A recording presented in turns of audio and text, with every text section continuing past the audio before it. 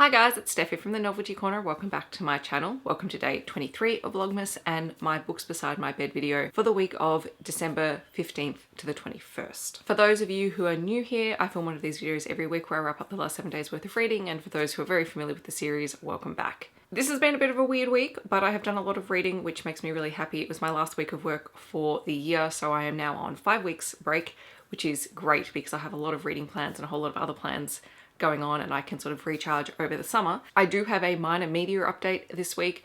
I forgot to say in my last week's video that I did actually start watching The Mandalorian. I started watching it with my mum while I was recovering after my surgery, and we got 6 episodes in, and we're saving the last 2 episodes for Christmas Day so that we can sit down and watch it after Christmas lunch. So I've started watching that. I'm really enjoying The Mandalorian. And then this week I also started watching the first 2 episodes of The Witcher on Netflix. I'm really enjoying it. I haven't read the books yet. I haven't played the game, so I'm very, very new to it, and I'm just enjoying the visuals and the fight sequences and all that sort of stuff. So I'm enjoying that, and I will be continuing that hopefully this coming week.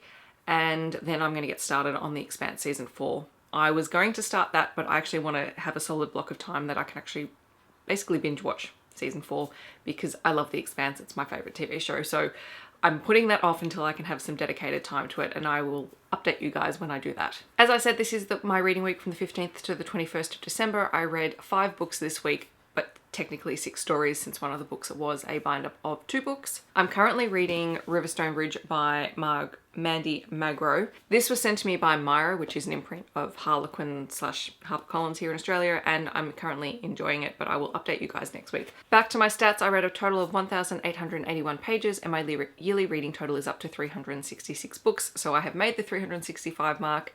And this week I also finally finished reading all the books from my Book Haul Revisited series for November and December, which means I have officially either read, DNF'd, or unhauled completely all of the books from 2018 that I acquired. That is so satisfying. I have nothing left on my shelves that I did not purchase this year, and that is great. Jumping into the books, the first book that I read this week was called Someday Someday by Emma Scott. This was a review copy I received on NetGalley. It is a 2019 Kindle release, and I gave it 4 out of 5 stars. It was a little bit slow to start. It is a male-male romance story, and it deals quite heavily with homophobia and coming out stories, and also both main characters, Silas and Max, have sort of really traumatic histories with their families, and they all very unsupportive families, I should say, and they're both dealing with that throughout the entire story. Max is a nurse. He lived on the streets after he was kicked out from his family, and then eventually was taken in by someone who looked after him and showed him respect and encouraged him to go back to school and to make something of his life, so he became a nurse. And at the start of the book he's working in the ER, but he's burning out, and so he's encouraged to apply for a position in a private home where the CEO of a rather large pharmaceutical company is currently dealing with the onset of Alzheimer's and needs constant care. So he gets this position, and there he meets Silas, who is the son of the CEO. And Silas is currently running the family business in his father's name. Silas, however, his past is also quite traumatic. His father sent him off to a reprogramming camp in his teens, and so that's another huge issue. And that's quite a big trigger warning as well, I suppose. Both these characters are dealing with a lot, and then on top of that we find out that the pharmaceutical company is actually doing some rather dodgy things behind the scenes, and Silas is trying to fix that. The whole story was really the journey of these 2 characters being able to, one, accept their feelings for one another, being able to rebuild their families, and also this sort of subplot with the pharmaceutical company. It was a slower read, but it was very well written and very, I wouldn't say enjoyable because it deals with quite a few heavy topics, but it was a story that I could really get behind and support the main characters. So that was Someday Someday. Then switching tacks completely, I read Maleficent, Mistress of Evil. This is one of the Disney novelizations.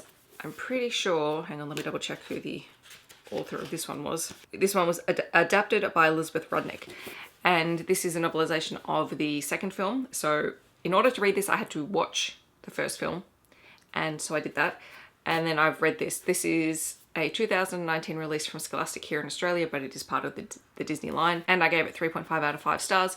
It is basically the story of the second film, and in this, Aurora has become Queen of the Moors and is still seeing Prince Philip, and Prince Philip proposes to her and she accepts, and his family invites Aurora and Maleficent. That's a plane going past. Yay for sounds. Aurora and Maleficent are invited back to their palace, and their dinner does not go particularly well, and Maleficent is accused of poisoning the king, and things sort of go from there. This is all about finding the Dark Fae, finding inner strength, and fighting against an evil queen.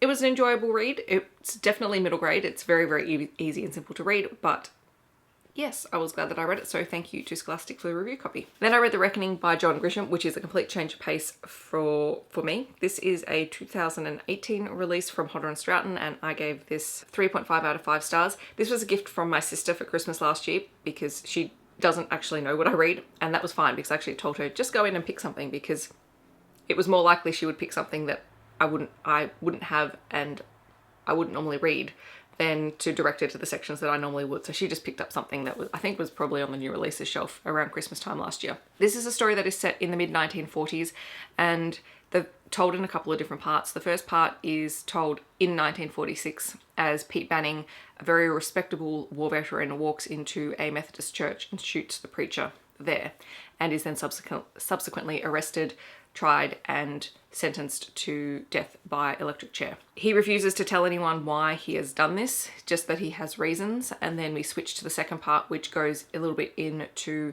Pete's history from when he was first married and what happened to him during the war and when he was a prisoner of war.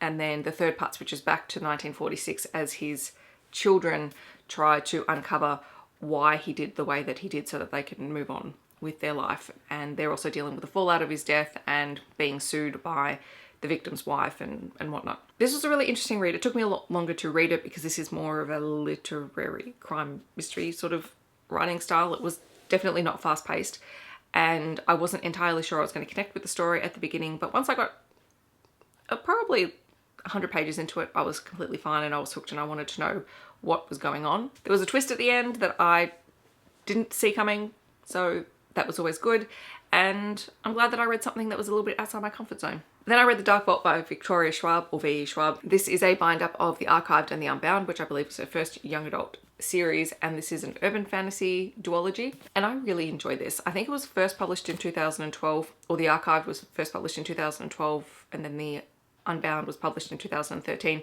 This, I think, is a 2018, of course it's 2018. It's a 2018 release from Titan Books. Brief summary that I can give this, because I really, really enjoyed this. I gave it overall 5 out of 5 stars. The Archive is a place where copies of humans go when they die.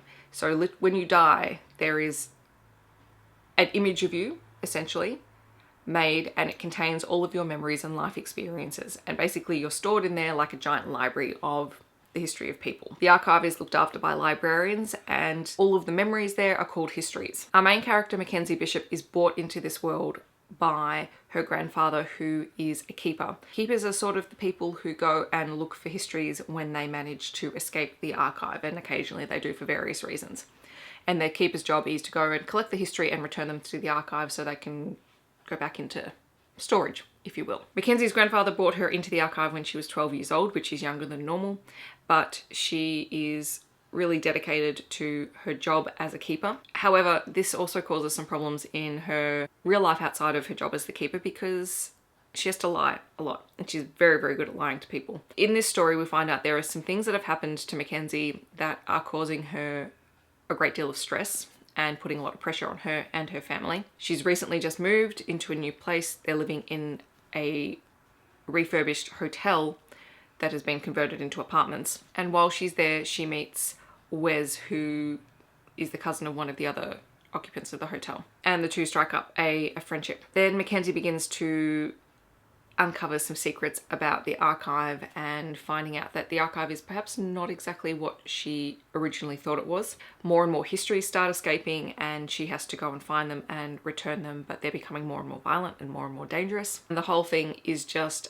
a really delightful urban fantasy, portal fantasy, because she has to go through doorways to get to the archive and whatnot. It's just a delightfully easy to read adventure, really, and I loved the world. I actually think I preferred the Unbound to the Archive. I wasn't sure that I would, because in the Unbound we switch to more of a school setting, because the Archive takes place over the holidays and then the Unbound takes place during the school year. But I actually think I really liked the Unbound even more so. I think I liked the plot of the first book, but I liked the second book more for its tone and sort of the way that the world was built up and the additional characters that we get in it. But yes, I really adored this and I'm glad that I read it. It was the final book from my book haul revisited for 2019 and I'm glad it was this one. And finally, very quickly, I read a Christmas novella called Berry Christmas Baby by Sasha Devlin. It is a 2012 Kindle release. I gave it 3 out of 5 stars. It is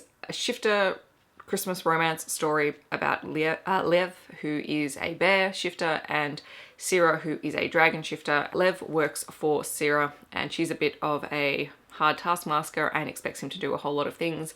And on Christmas Eve, he's trying to get home to his family Christmas party. Basically, she prevents him from doing that because she is a workaholic who is trying to prove herself. Sarah ends up in a car accident and Lev helps her out and takes her home. Really one of those unrequited romance stories. It was 64 pages long. Not a whole lot happened in the story. It was just fine. So those are the physical books that I read this week. In the comments below, let me know if you have read any of these stories and what your thoughts are on them. Alternatively, let me know what you have been reading over the last week. I hope that wherever you are in the world, you are having a wonderful day. I'll see you tomorrow in my next video. But until then, I'll catch you later, guys.